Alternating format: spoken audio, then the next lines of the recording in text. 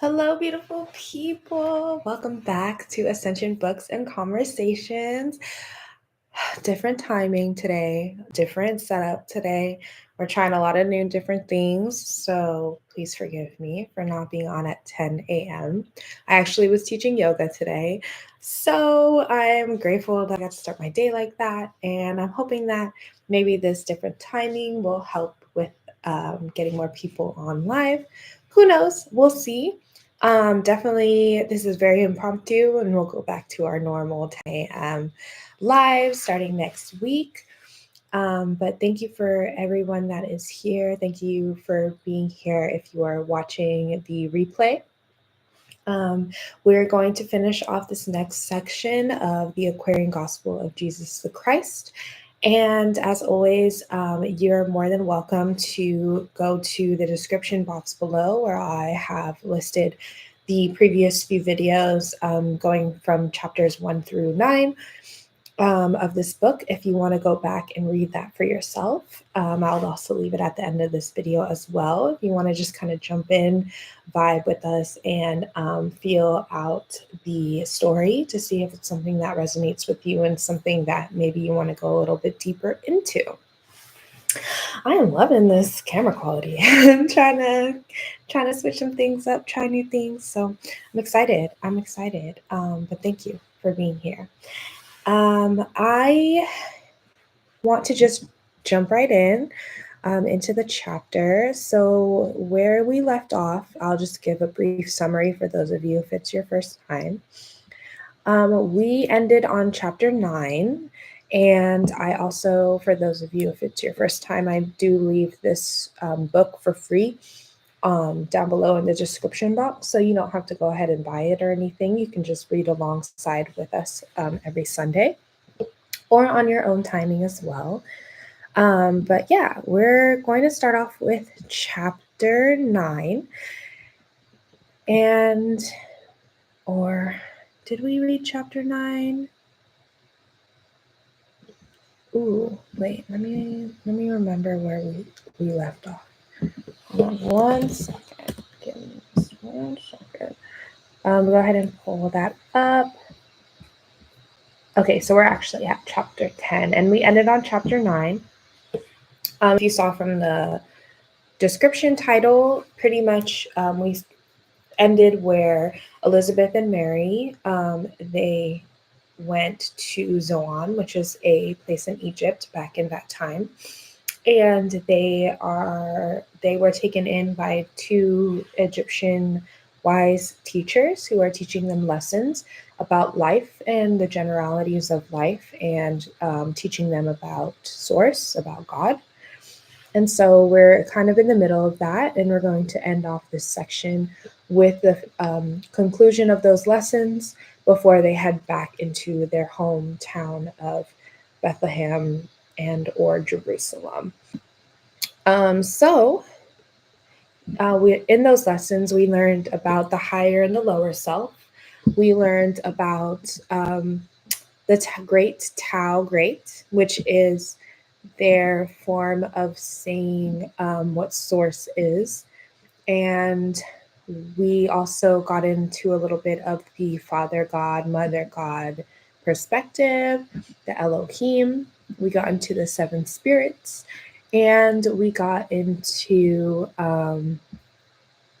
the triune God, the man and the women, and the unity of life. So if those are topics that resonate with you and something you want to go deeper into, I would definitely suggest you going back into those chapters or going back to my last video from last week, so that you can have a little bit more deeper of a perspective on those. So starting with chapter 10, we're getting into Elihu's lessons, the Brahmic religion, life of Abram, Jewish sacred books, the Persian religion. Now I'm going to go ahead and get started if you want to follow along. Elihu taught, he said, in ancient times, a people in the East were worshippers of God, the one whom they called Brahm. Their laws were just. They lived in peace. They saw the light within, they walked in wisdom's ways. But priests with carnal aims arose, who changed the laws to suit the carnal mind, bound heavy burdens on the poor, and scorned the rules of right. And so the Brahms became corrupt. But in the darkness of the age, a few great masters stood unmoved. They loved the name of Brahm. They were great beacon lights before the world, and they preserved inviolate the wisdom of their holy Brahm. And you may read this wisdom in their sacred books. And in Chaldea, Brahm was known. A pious Brahm named Tara lived in Ur. His son was so devoted to the Brahmic faith that he was called Abram, and he was set apart to be the father of the Hebrew race. Now, Terah took his wife and sons and all his flocks and herds to Haran in the west. Here Terah died. And Abram took the flocks and herds and with his kindred journeyed farther west. And when he reached the oaks of Morah in the land of Canaan, he pitched his tents and there abode. A famine swept the land, and Abram took his kindred and his flocks and herds and came to Egypt, and in these fertile plains of Zoan pitched his tent and here abode. And men still mark the place where Abram lived across the plain. You ask why Abram came to Egypt land?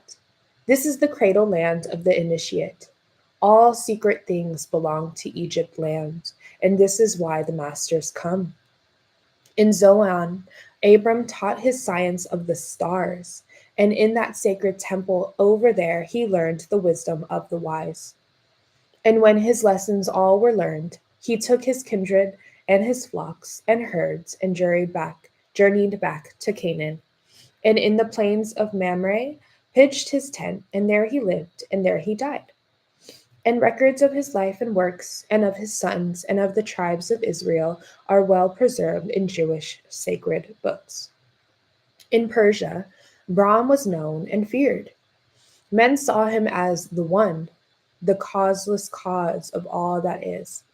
And he was sacred unto them, as Tau to the dwellers of the farther east. The people lived in peace, and justice ruled. But as in other lands, in Persia, priests arose imbued with self and self-desires, who outraged force, intelligence, and love. Religion grew corrupt, and birds and beasts and creeping things were set apart as gods. In course of time, a lofty soul, whom men called Zarathustra, came in flesh. He saw the causeless spirit, high and lifted up. He saw the weakness of all man appointed gods. He spoke, and all of Persia heard. And when he said, one God, one people, and one shrine, the altars of the idols fell, and Persia was redeemed.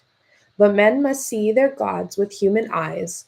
And Zarathustra said, the greatest of the spirits standing near the throne is the Ahura Mazda, who manifests in brightness of the sun. And all the people saw Ahura Mazda in the sun, and they fell down and worshipped him in temples of the sun.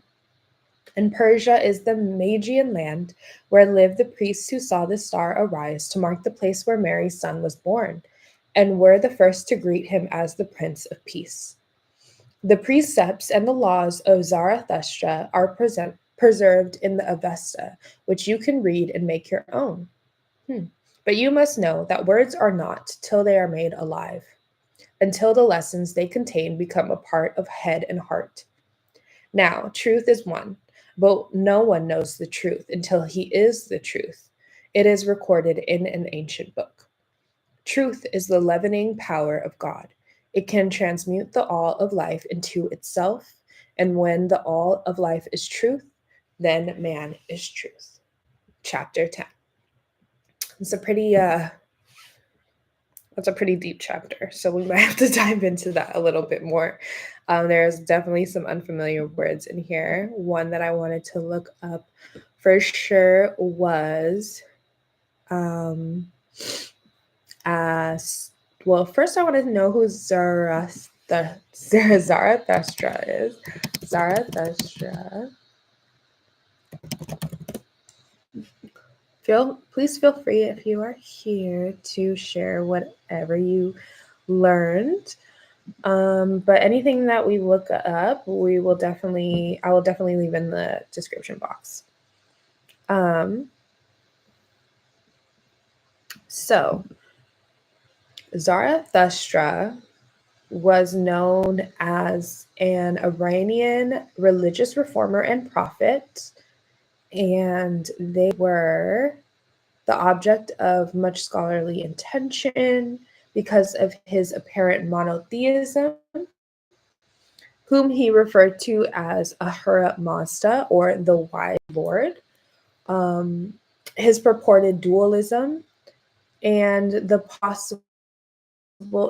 So he spoke a lot about the forces of good and then the forces of evil, and then the possible influence of his teachings on subsequently emerging Middle Eastern religions, at that time, Judaism.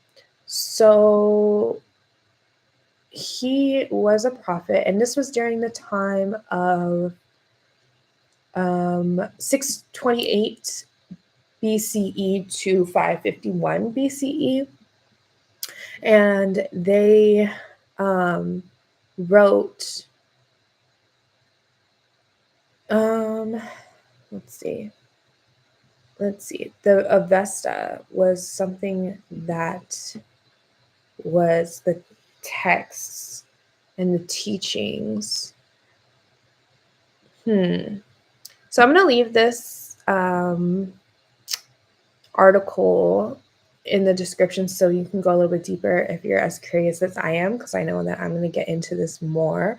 But Avesta is a sacred book of cosmogony, law, and liturgy, the teachings of the prophet Zarathustra, and it's a large body of scripture itself of a very ancient tradition. And they were apparently destroyed when Alexander the Great conquered Persia. So the present Avesta, if you are familiar with that, was assembled from remnants and standardized under the Sasanian kings, which was 3rd to 7th century CE.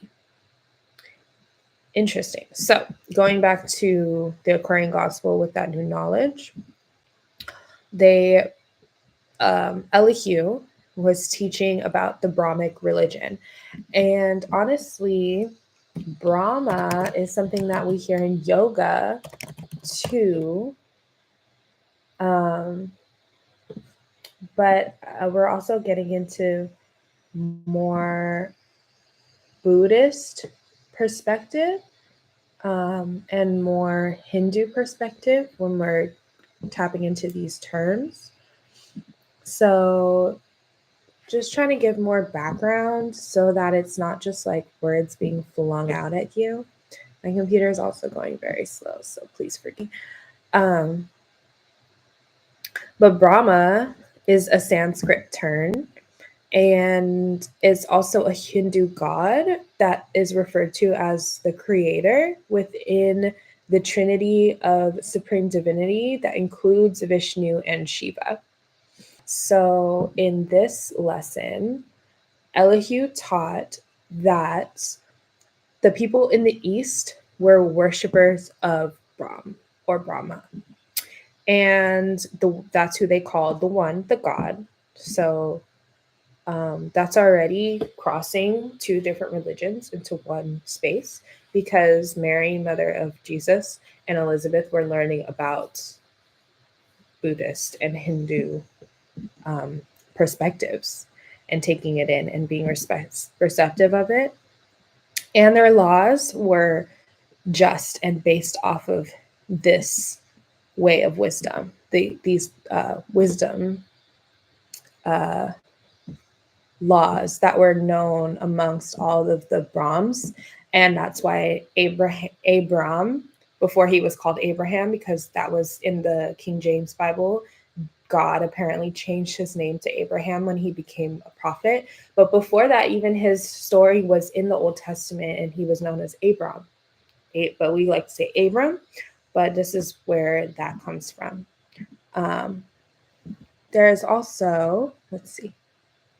So at that time, they were living according to these laws, but then they were overcome by priests who had carnal desires. And in the last video, we learned a lot about what those carnal desires looked like. And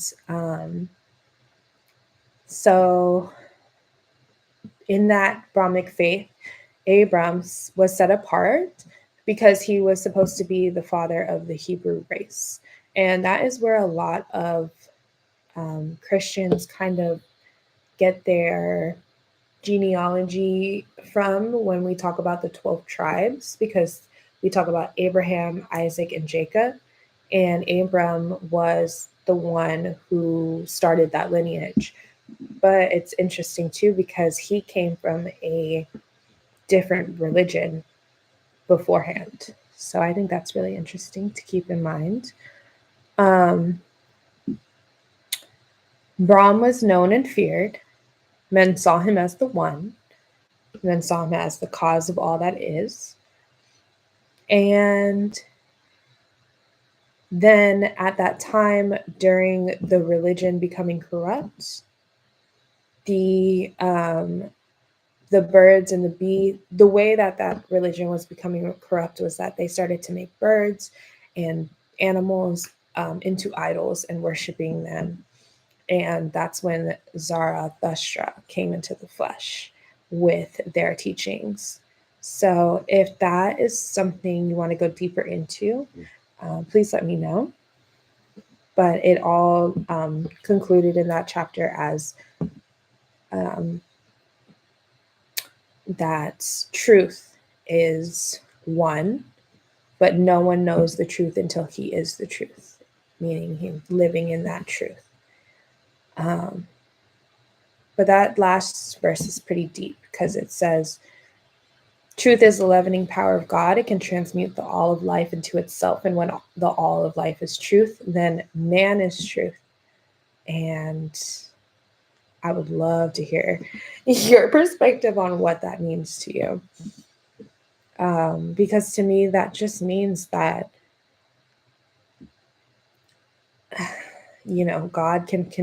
God can transmute all life into truth. So whatever it is that we create becomes truth. But that's about as far as I got in that. So I'm definitely going to have to reflect on these chapters. And we'll move on to chapter 11, which is Elihu's lessons, Buddhism and the precepts of Buddha, and the mysteries of Egypt. Again, Elihu taught, he said, the Indian priests became corrupt. So before I continue, the last chapter really was more of an emphasis on the Hindu perspectives. And then these chapters were more on Buddhism and Egyptian teachings. Again, Elihu taught. He said, the Indian priests become corrupt. Brahm was forgotten in the streets. The rights of men were trampled in the dust. And then a mighty master came, a Buddha of enlightenment, who turned away from wealth and all the honors of the world and found the silence in the quiet groves and caves, and he was blessed. He preached a gospel of the higher life and taught man how to honor man. He had no doctrine of the gods to teach. He just knew man, and so his creed was justice, love, and righteousness.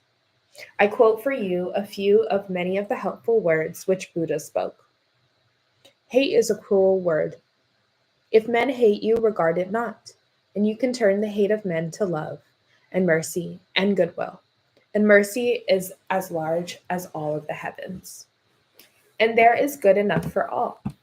With good, destroy the bad. With generous deeds, make a farce ashamed. With truth, make straight the crooked lines that error draws, for error is but truth distorted, gone astray. And pain will follow him who speaks or acts with evil thoughts, as does the wheel the foot of him who draws the cart. He is a greater man who conquers self than he who kills 1,000 men in war. He is the noble man who is himself what he believes what other men should be. Return to him who does you wrong your purest love, and he will cease from doing wrong. For love will purify the heart of him who is beloved as truly as it purifies the heart of him who loves. Excuse me. The words of Buddha are recorded in the Indian sacred books. Attend to them, for they are part of the instructions of the holy breath. The land of Egypt is the land of secret things. The mysteries of the ages lie locked bound in our temples and our shrines. The masters of all times and climes come here to learn, and when your sons have grown to manhood, they will finish all their studies in Egyptian schools. But I have said enough. Tomorrow at the rising of the sun, we meet again. Chapter 11. Short, sweet, very straight to the point. So in this chapter, Elihu is teaching again, and Elihu is teaching about the Buddhist perspective about Buddha and how he was not one to teach of any type of God, not one to teach of any specific text, but to really just observe, learn about the way of man, and then share how to better achieve a life where we can live in justice, live in love, and live in righteousness. And if you are someone who considers themselves Buddhist or practices any Buddha philosophies, then you would definitely fully understand where this enlightenment comes from, or where this idea of enlightenment comes from, through living like Buddha. And this is something that was taken in to Egyptian teachings and now being taught to Mary, who was not even from Egypt. And then Elihu goes on to explain that not only in this lesson, but the lesson prior, that Egypt is the place where people go for secrets. Egypt is the place where wisdom is hidden, and Egypt is the place where other teachers and other people seeking wisdom go to in order to receive these secrets. And it also was shared that the words of Buddha are in sacred texts, and they're also instructions of the holy breath. And in the previous chapters, we learned that the holy breath was there and present alongside Source during creation, and is pretty much the one thing that holds us all together in this oneness. And to say that studying these Buddhist texts will help you better understand those things is very, I just really love this book, because it's sharing that not only are you going to receive wisdom from this one book, this one Bible, the King James Version, but you're also going to learn through these sacred texts that have been written prior to even Christ's life in the flesh. So I love that. And then Elihu also prophesied that when your sons, Jesus and John the Baptist, have grown to manhood, they will finish their studies in Egyptian schools. And that's really interesting too, because when at least from my perspective, from a Protestant perspective, when I learned about Jesus, and I grew up watching The Prince of Egypt. So like a lot of what was shared in and kept in my, perceptions of Jesus' time was that, or at least Moses' time, was that the Egyptians were quote unquote bad, and that the Egyptians were who left the Israelites enslaved and needed to be redeemed from the Egyptians, who just followed all of these gods that, all followed Ra and followed all these gods that just don't have any, life, or, all these things that were just negative against Egyptian spirituality, was pretty much like the the end of it. Like, that's what it is. And this is how we are going to view Egyptian texts and Egyptian um, just wisdom. And this book is pretty much like breaking that down and getting it out of our heads that these teachings are not bad. They're not something that should be dismissed, but that Egypt actually holds on to so many secrets, so much esoteric knowledge. And not only that, but Jesus and John were going to learn what these things were before Jesus and John paved the way for Christianity. And so I think that's really powerful, because there's probably so many things that are the same in those religions, and we try to say one is right and one is wrong, or one is bad and one is good, and create this duality.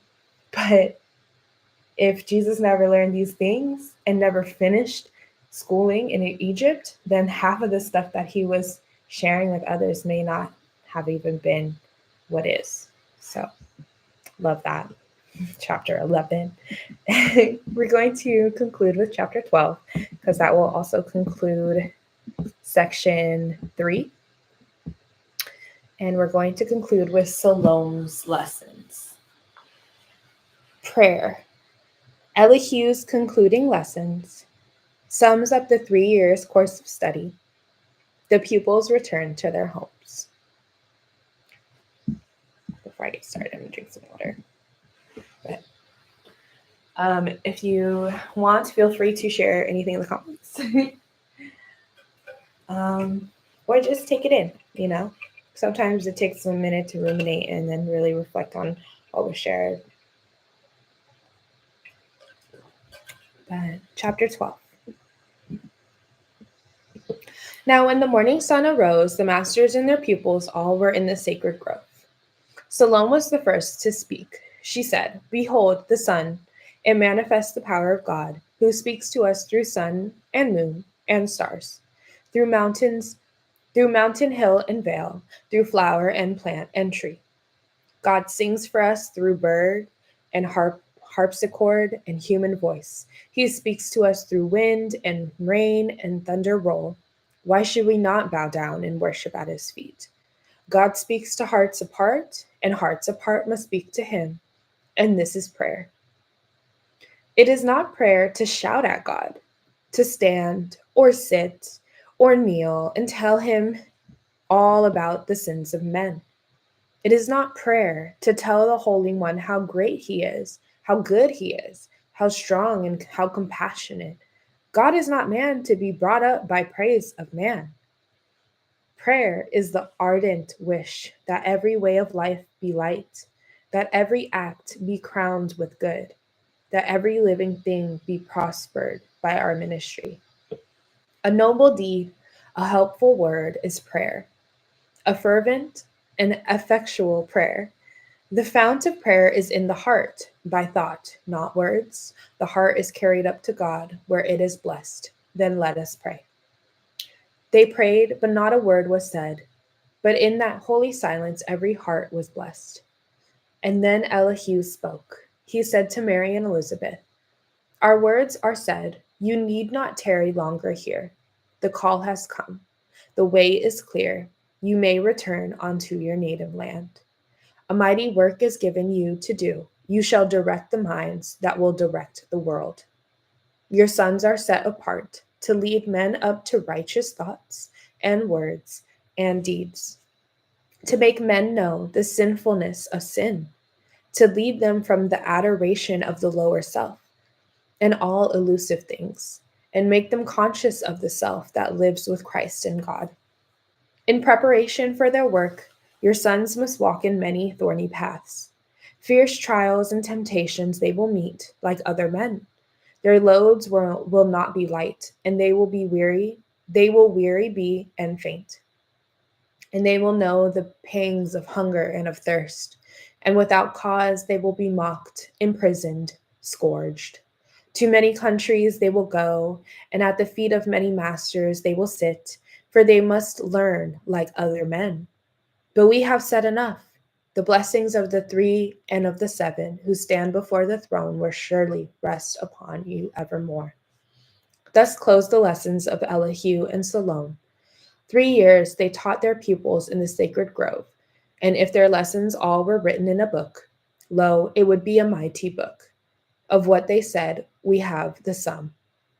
Now, Mary, Joseph, and Elizabeth, with Jesus and his harbinger, set forth upon their homeward way. They went not by Jerusalem, for Archelaus reigned. They journeyed by the bitter sea, and when they reached En-gedi hills, they rested in the home of Joshua, a near of kin, and here Elizabeth and John abode. But Joseph, Mary, and their son went by the Jordan way, and after certain days they reached their home in Nazareth. Chapter 12. So that one is pretty good too. Just summing it up, Mary and Elizabeth were in Zoan for 3 years. The last few chapters, this video and the last, were the lessons, the sum of the lessons that they received in those 3 years. I'm sure that they reflected on these words for a long time. I'm sure they went out into the world that they were in and tested out these lessons for themselves. I'm sure they had plenty of questions, just like we do as humans.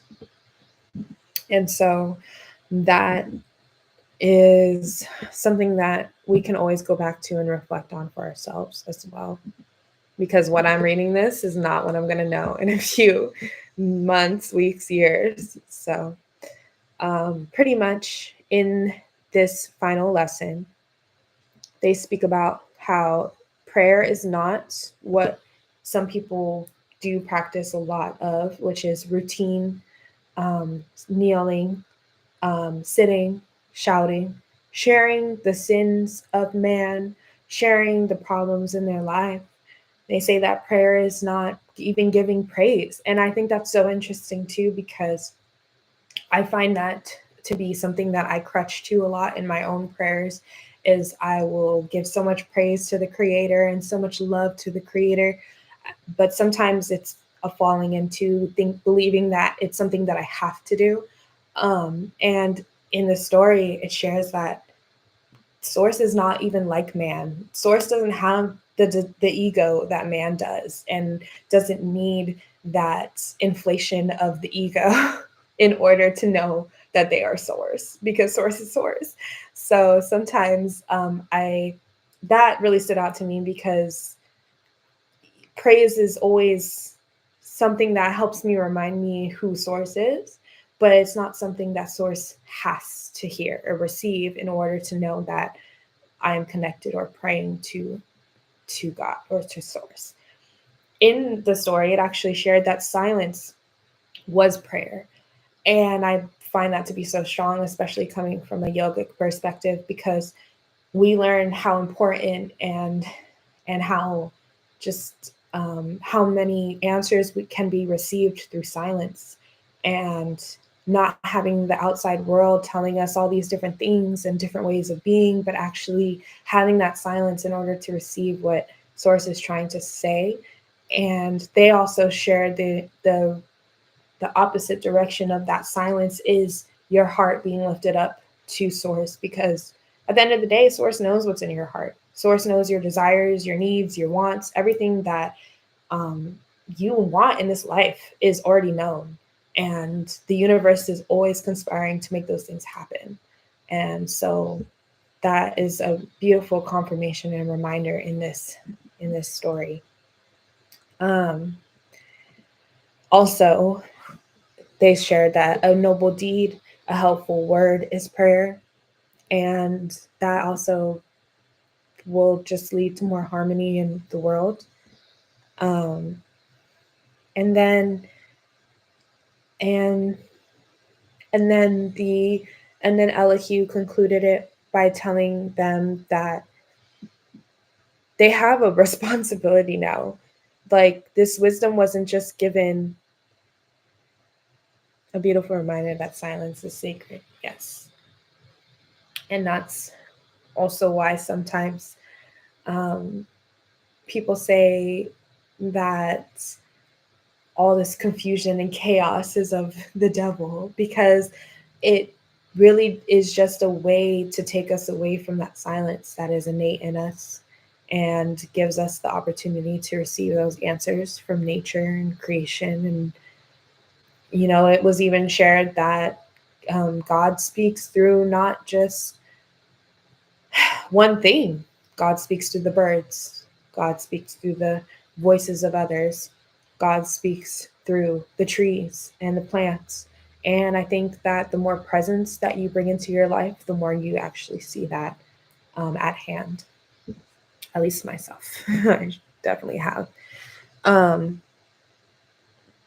But yeah, going back to Elihu was sharing that this is going to be Mary and Elizabeth's responsibility. And I don't want to say burden, but it is their responsibility, and they're taking on a mighty work, as he put it.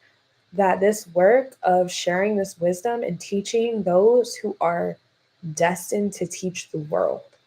Like they already knew that. They already knew what the prophecy was. And they gave them the reminder that you, as their mothers, are giving them this wisdom. And you're bestowing this wisdom upon them. And it is up to you to not only embody it in your own life as a living example, but to also teach it to your sons who are going to be that example for the entire world. Now, I'm not saying there was billions of people out there at that time, but that's a big ass responsibility. Okay. So, yeah. And pretty much too, the way that they described that they were going to be perceived in the world was an example of what sin was and an example of what it was not. And I think that's also something that can get lost in translation a lot for those people that worship Jesus, because Jesus and John were sent here as examples to show us duality, as a way to show us firmly the differences between living righteously and living unrighteously, living in harmony and disharmony, like showing in the flesh that what you're doing is quote unquote a sin or a part of your lower self, which is something we are trying to eliminate, or at least bring into a harmony and balance by being aware of what it is that is good and being aware of what it is that is bad in your own life. And that in its own sense is going to create what truth is. Very powerful. But then also, they mentioned that not only will they be showing what these differences are, but they also will be experiencing this duality in their own lives. So something I learned from my old church was that Jesus experienced every sin that we experience in life. And one of the biggest questions that I had was coming from someone who is part of the LGBT community was, did Jesus, or is there proof that Jesus experienced being in a situation of feeling love for someone that is of the same sex, and then later knowing that that was a sin? Because a lot of preachers and pastors and people of authority in the religious space, not as much as it used to be, but still very pertinent, would share that being homosexual was a sin. And so my question was, if it's true that Jesus expressed or experienced all sin, did he have a homosexual relationship to experience that and know that he went through that, to know that it was something that was wrong? And I wonder if this book is going to actually like show those trials and tribulations, not just that, of course, but actually show Jesus going through those situations, because I think that's what also sets us apart from Jesus a lot of the time. Having this chunk of his life just taken out in order to make us perceive him more as this God, as opposed to someone who experienced the flesh and every part of reality that we deal with on a daily basis, I think that makes him more relatable because now he fully understands the struggles that I'm going through. And in prayer, will know in my heart, like what it is that I desire outside of what is experienced. So I look forward to learning more about that. But yeah, we're going to cut off there because now Mary and Elizabeth will be going off back to their homes. Elizabeth is with Joshua, and Mary is with in Nazareth. So we'll continue that next week. Please, as always, don't forget to subscribe. Like the video if you're vibing with this information. Share it with anybody that you think may receive some messages from this story. And I definitely look forward to hearing anything that may come up for you throughout the week based off of this reading, based off of any revelations that Source is giving you about this world. I would just love to get more deep into it. And yeah, thank you for being here, bearing with me at a later time, and I'll see you all next week at 10 a.m. on Sunday. Peace. Have a beautiful rest of your day.